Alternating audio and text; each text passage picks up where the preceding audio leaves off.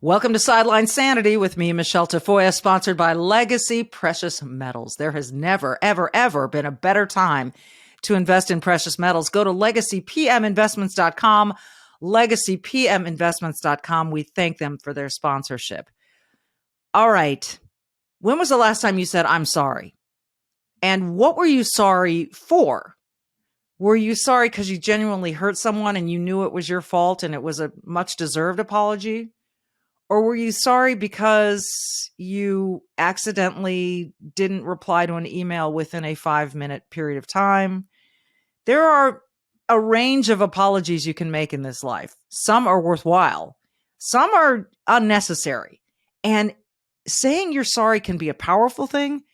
It can also take away from your power. We're going to discuss that. Plus, this is a mystery, folks. We had 2 hedgehogs in this house. Each of my kids has a hedgehog. They're both males. They can't mate. We had 2 hedgehogs. One died.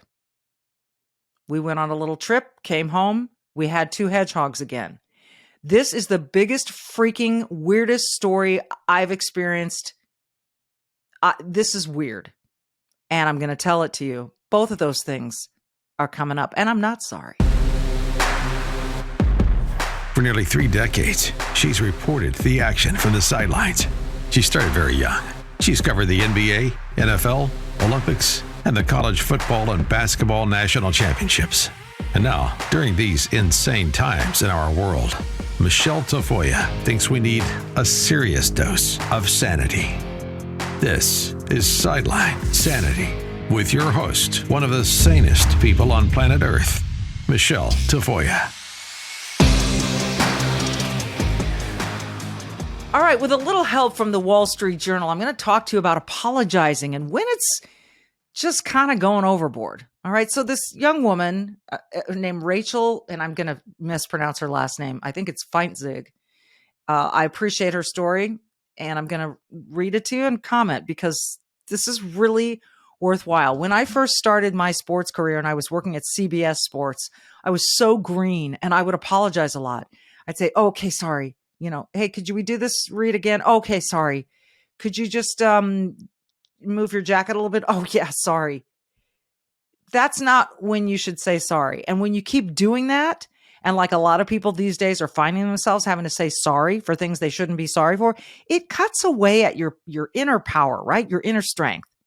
I believe this. So here's this article. She says, sorry, I'm just now seeing your email. You sent it 15 minutes ago. Sorry that you completely misinterpreted the thing that I said. Sorry you just rammed into me with your grocery store cart.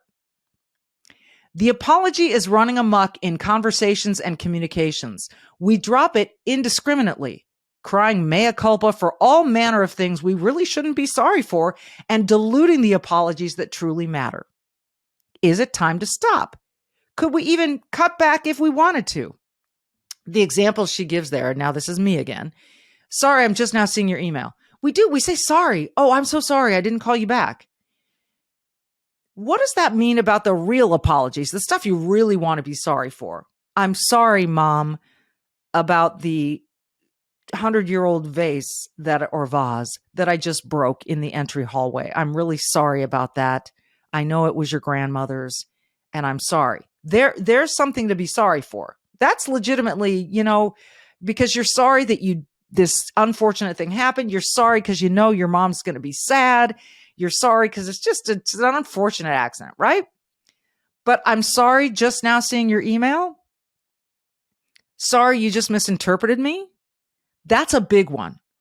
For example, all these broadcasters who say things on the air and then they have to apologize 5 minutes later because it may have offended someone. So it's their responsibility now to apologize for saying something that may have offended someone, rather than saying to the people out there, if you're offended, maybe ask yourself why. Now, some of these offensive things you might really be sorry for. That's legit, but we're apologizing way too much. Let me go back to Jessica's article.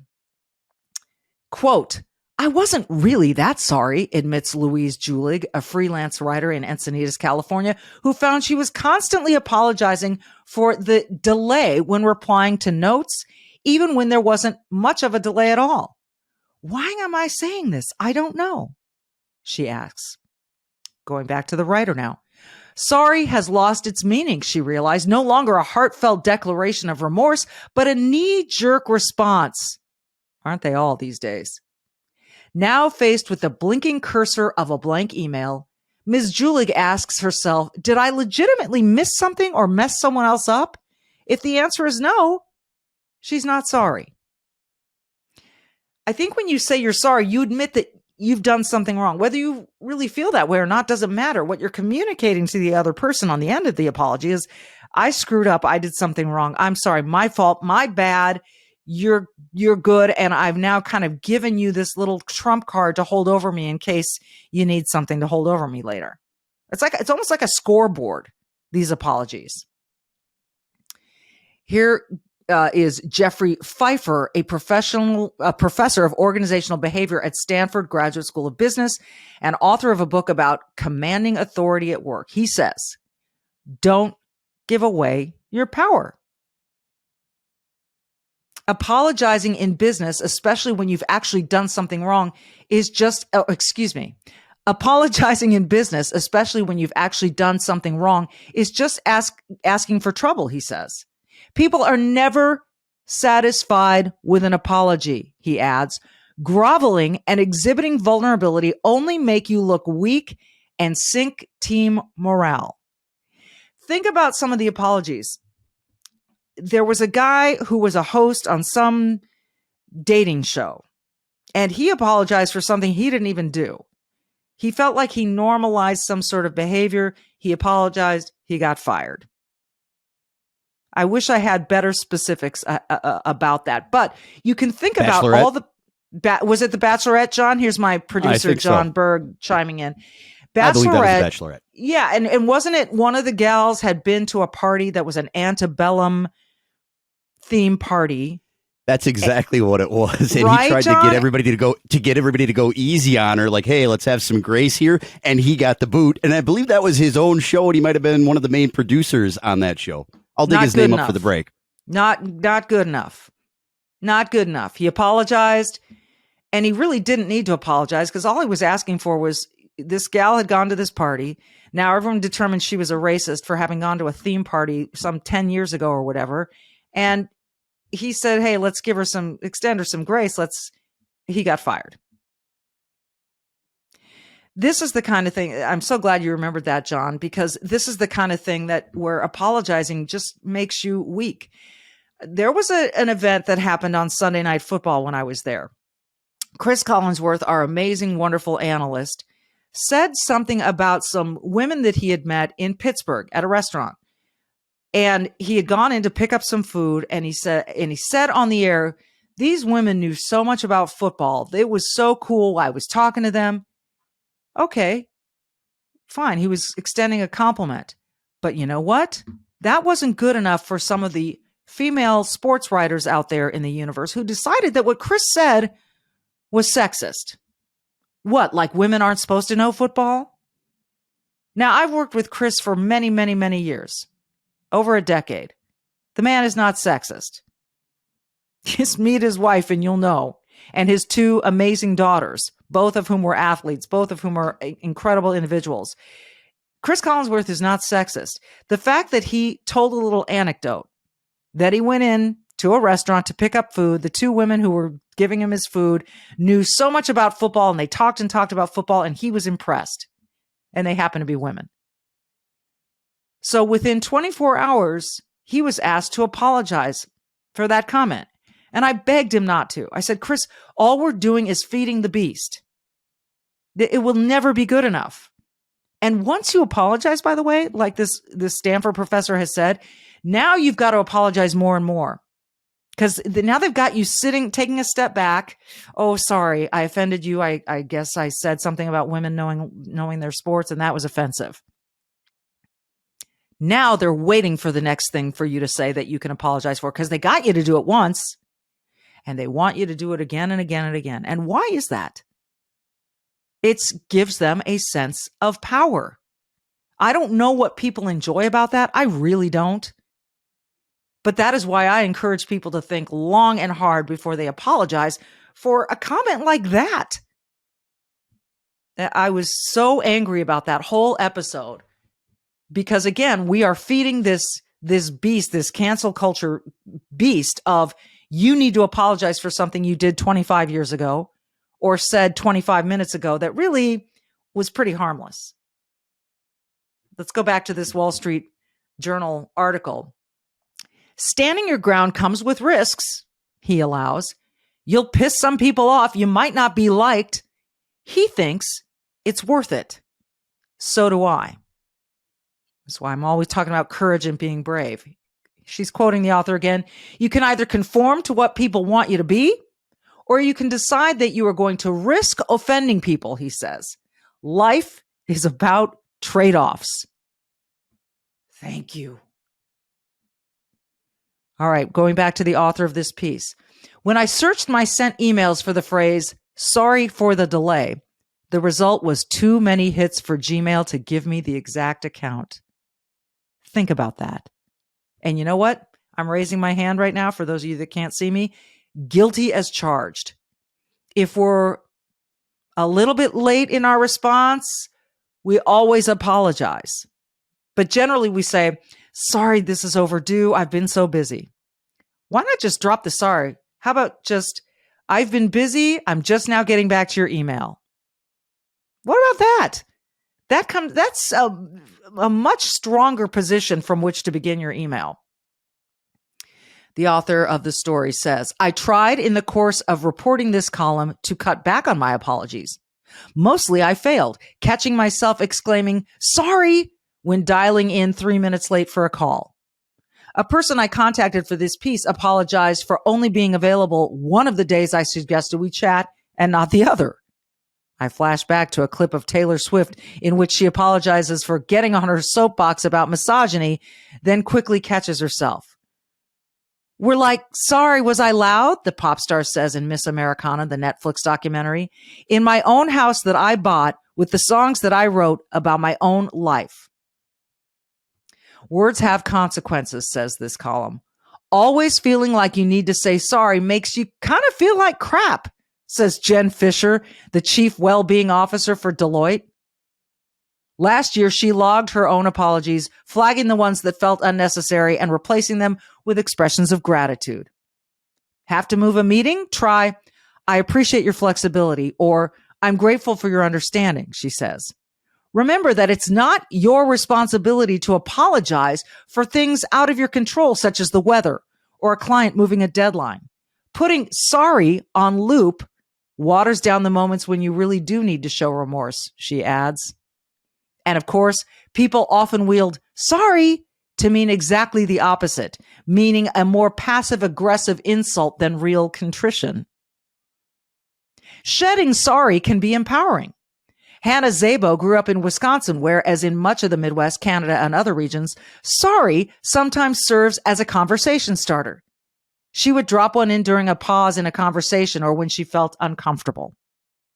Then she moved to Brazil. She was shocked to find that the students she was teaching barely apologized. At first, she was offended. Now she basks in a culture without reflexive apologies. Back in the Midwest, on a recent trip, she almost grew angry when her mother apologized for accidentally sticking her seatbelt in the wrong buckle. That does not qualify for a sorry, Mom, she told her. Take that back. This gets interesting about genders, too. Women apologize more than men, but female co-workers' apology doesn't necessarily mean she's claiming blame, says Deborah Tannen, a linguistics professor at Georgetown University. She might just be trying to get her work done with a dose of graciousness. For example, smoothing over a misunderstanding with, sorry, what I meant was. Everything we're doing on some level, trying to show we're a good person at the same time that we're trying to accomplish something, Dr. Tannen says. It's so true, and we give away little bits of power in so many things, but we start to overuse words. The one word that's being overused lately is perfect. Notice this. And I'm sorry to do this to you because from now on, you're going to notice it for the rest of time. You go to buy something at a store. Will that be cash or credit card? Oh, credit card. Perfect. And do you want paper or plastic? Paper, please. Perfect. And would you sign right here for me? Great. Perfect. Notice it. When I was growing up, it was awesome. Everything is awesome. And then it became amazing. And now it's perfect. But I digress. That's a little side joke. That's just perfect. Paper or plastic? I choose paper. That's perfect? That's not even what the word is designed for, right? But we're overusing it just like we're overusing apologies. Okay, back to the Wall Street Journal. When I message, "So sorry to bug you," to my boss before asking a question that's a necessary part of both of our jobs, I'm showing respect for power differentials at the office, Dr. Tannen notes. Still, some misrepresent women's apologies as incompetence. When British leader Liz Truss last week apologized, quote, for the mistakes in pushing a risky tax plan, it was met with calls to resign. A few days later, she did. Think about that. Be aware of how others respond when you use words of contrition, Dr. Tannen cautions. If colleagues call out your apologizing, you might explain that you were just saying you were sorry a thing happened and not sorry.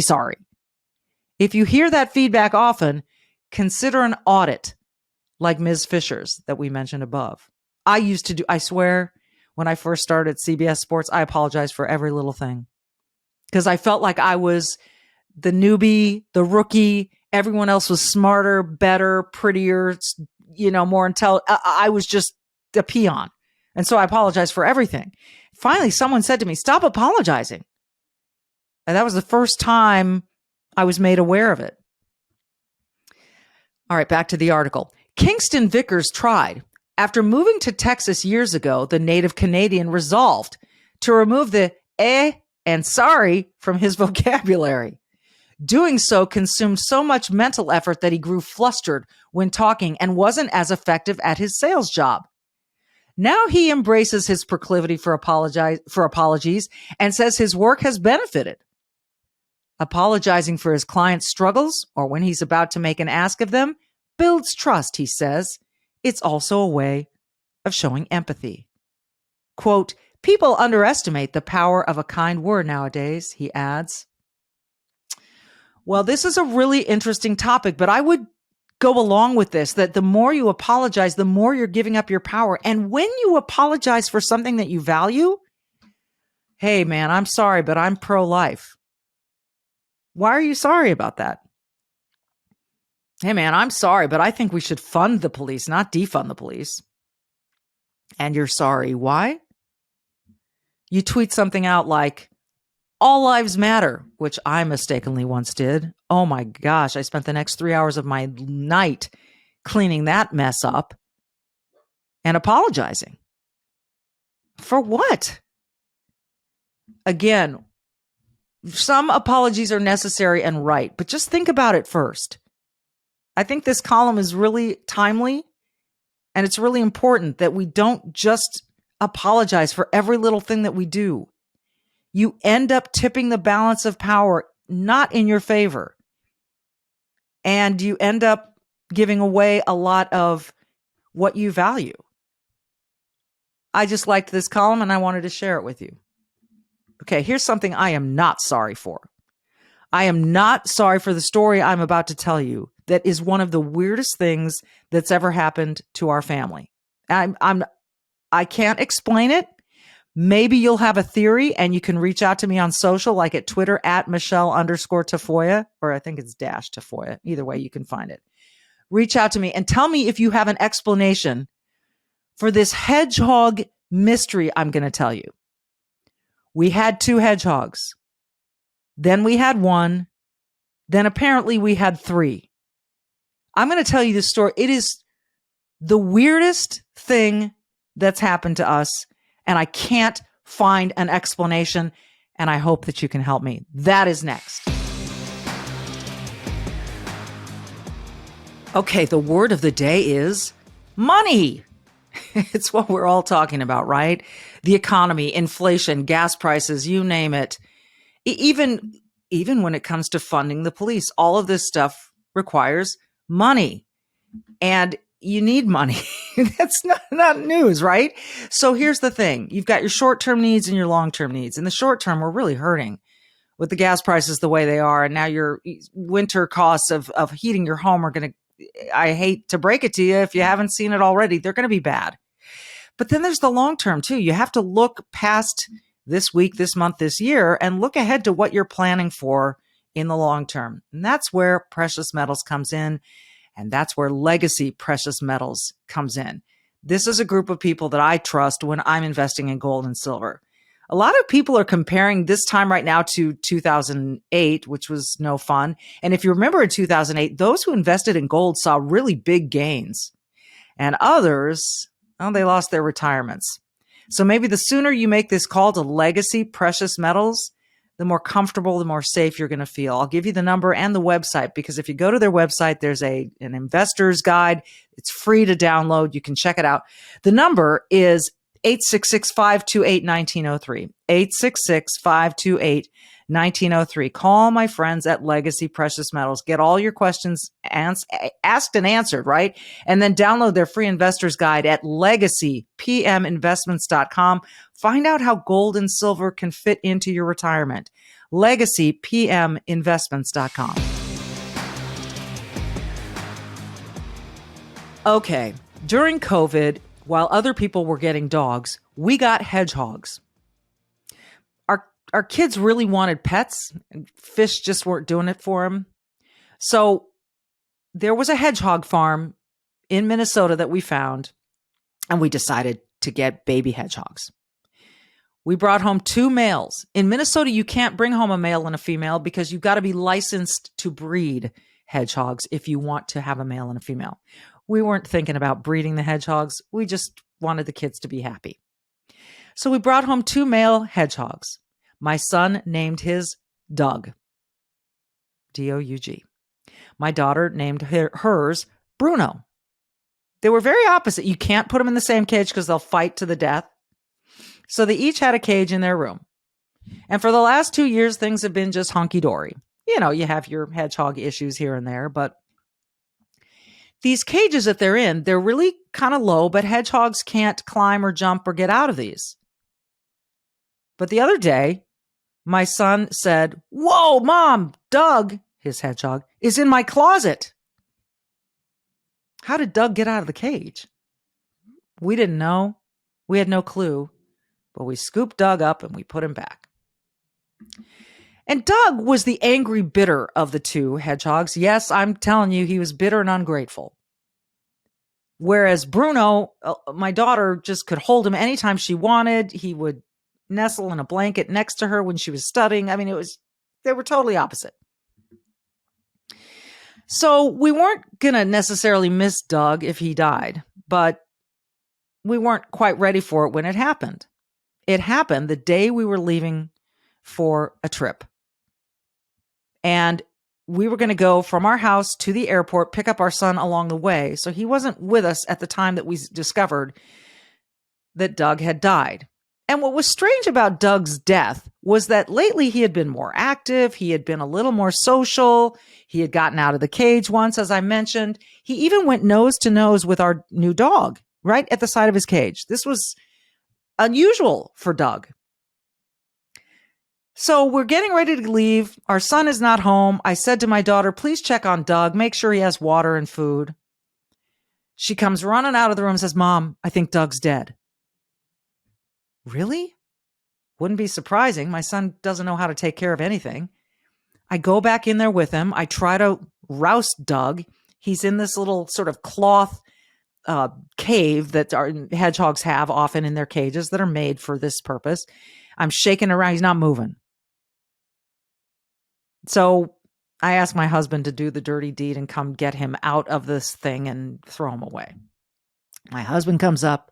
He gets Doug out of this little thing, puts him in a plastic bag, ties a knot into the top of the plastic bag, and goes out and puts it in the garbage can, which we promptly move to the curbside because the garbage was being picked up the next day. These are all important details you'll come to find out in just a moment.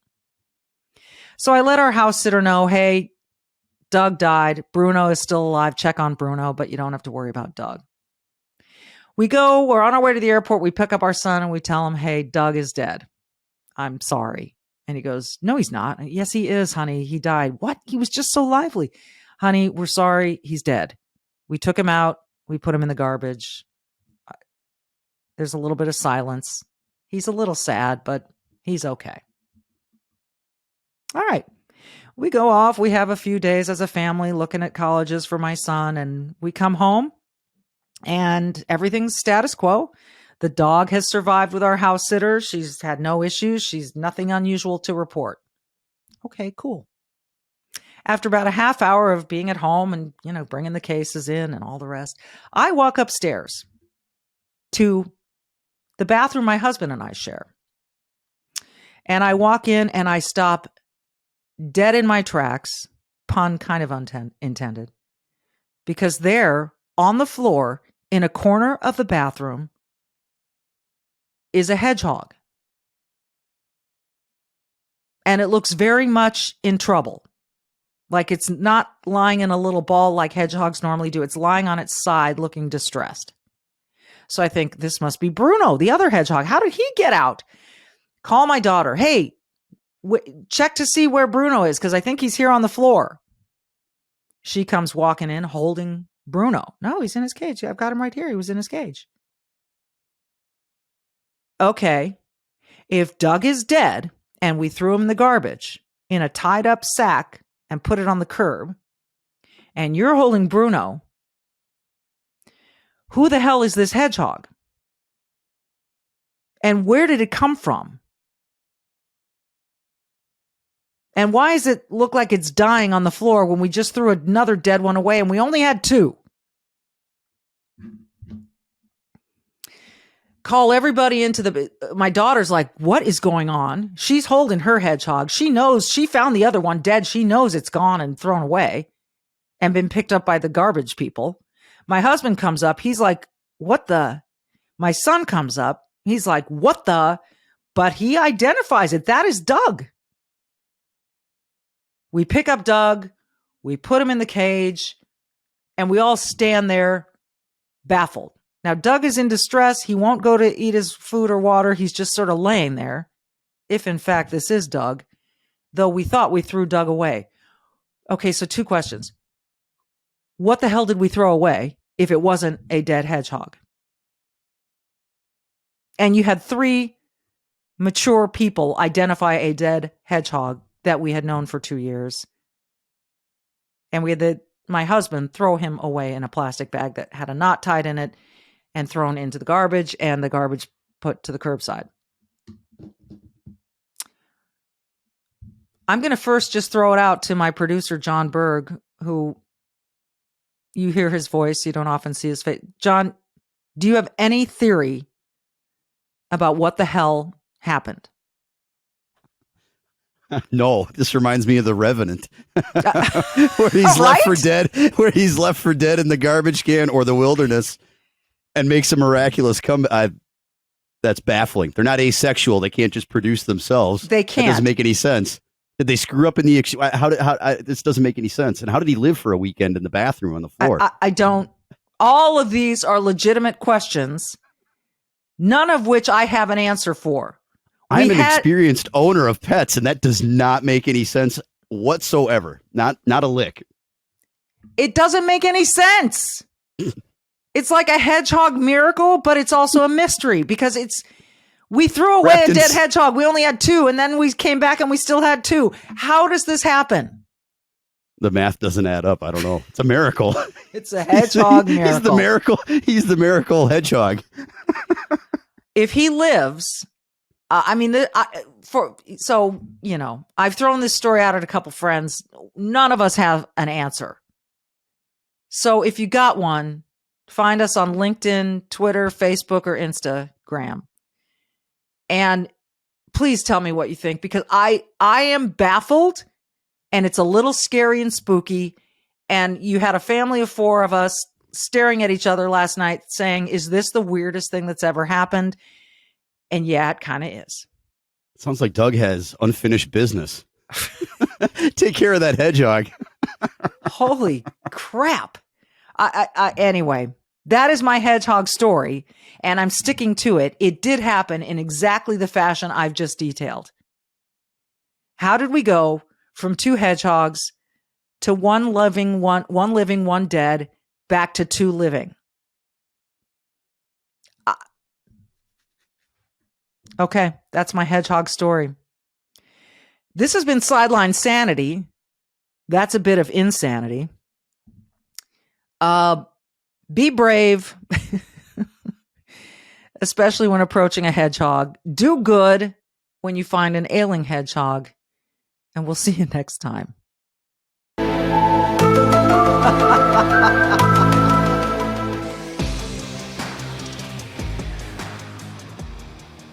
That is a true story, John.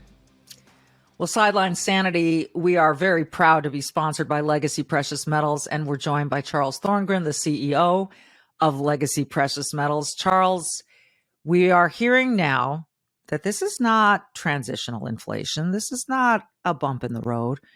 This inflation is going to be here a while. What does that tell you? That's the scary thing. I think, economies and such like that, they can deal with small jars. We have a unique situation. We had a Fed that waited much too long to react to the situation, calling inflation transitory for a year when everyone knew it wasn't. But more importantly than that, coming out now saying, this is going to be here. This is long term. This is not short term. We're going to have elevated rates for the long term. And why that gets really scary is that means the cost of doing business is going to be elevated for years, which means the cost of goods are going to be elevated for years, which means if companies can't make enough money, they will go out of business. This is why we hear some of your bigger companies are already talking about layoffs. So it's a unique situation. The Fed found themselves in a very bad place, and they reacted way too slow. And this is why we're at where we're at. So if I'm an investor, then why do I want gold and silver in my portfolio? What will that do for me? That's a great question. And that's a question we get a lot. And really what gold and silver do, they act as the hedge against the dollar weakness. They act as a hedge against the other markets. And we know that the Dow and all of your markets, all your indices are pulling back, right? That's not the issue. It's not what's already happened. It's what's yet to come. And that's where we need to prepare. So depending on who you listen to and the research that you do, there are case studies that are saying expect to see another 20 to 25% pullback in your equities markets based on interest rates and loans, and the bond markets, they're suffering as well. No one's going out to buy bonds knowing that they're going to be an increased return on them in 3 months. It makes no sense. So that leaves you in a position of what to do with your money and how to protect yourself. This is where gold and silver come in. This is why we say this is a long-term play. You buy it, you forget about it.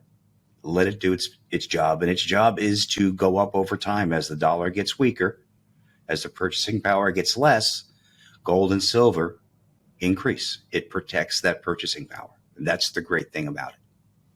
And there's your bottom line and why you need to call Legacy Precious Metals or go download their investor's guide at legacypreciousmetals.com. Charles, it's always good to talk to you because these are nerve-wracking times for people.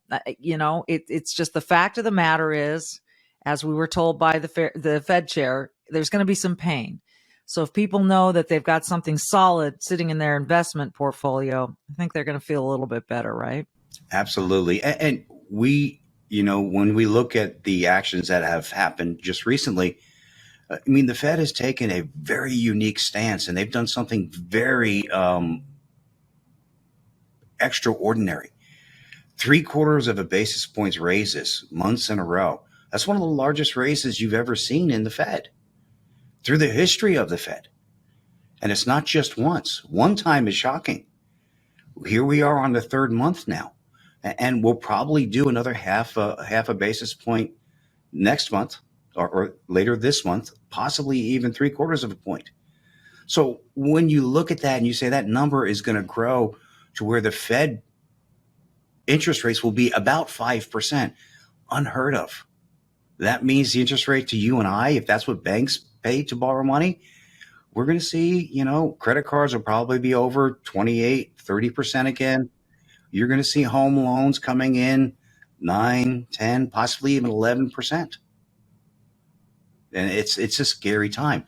And this is why we say, okay, know that it's coming. Don't be afraid. You now are aware, so now you can protect yourself. And that's what we help people do. Don't be afraid. Prepare. Just prepare yourself. And like I say every day, I trust Legacy Precious Metals when it comes to investing in gold and silver. So go to legacypminvestments.com, legacypminvestments.com. Charles and his group can answer any and all of your questions. Charles, thank you so much. My pleasure as always.